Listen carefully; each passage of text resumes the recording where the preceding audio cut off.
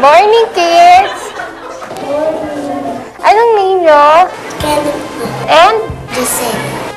So ngayon, ang ituturo ko sa inyo or ang pag-uusapan natin ay tungkol sa pagkakaiba ng girl and boy. Sulat muna natin ha.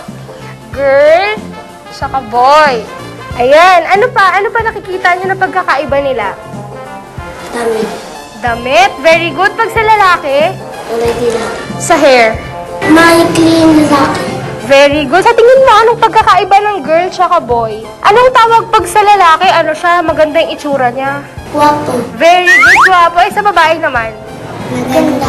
So, may tatanong si teacher. Okay lang ba? May tatanong si teacher. Maganda ba si teacher? Huh? Maganda ba si teacher? Maganda ako talaga. Ayan, so si teacher ba? Sa tingin niyo maganda siya? Ha? Meron bang mali kay teacher? Ano? Medyo na. Ayun, si teacher, pangit. Pangit si teacher, gano'n.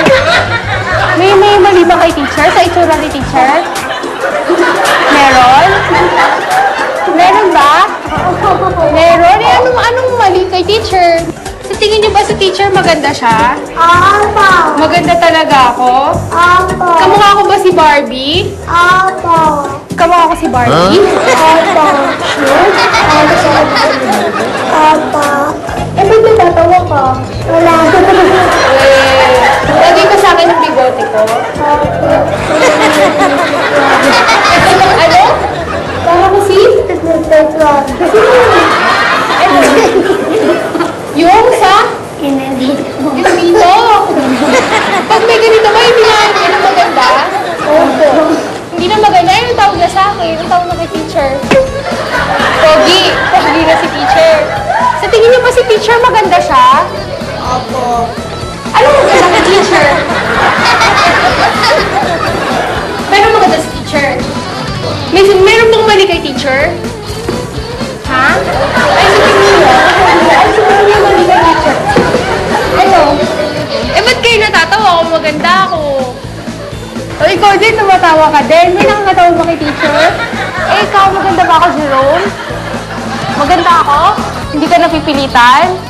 Sure? Talagang maganda ako, ah. Promise yan. Ikaw, magawa mo yung bigote ko. Ikaw, Bobby, sa akin, di ba? Anong sa tingin mo? Matigas na? Hindi po. O, ikaw.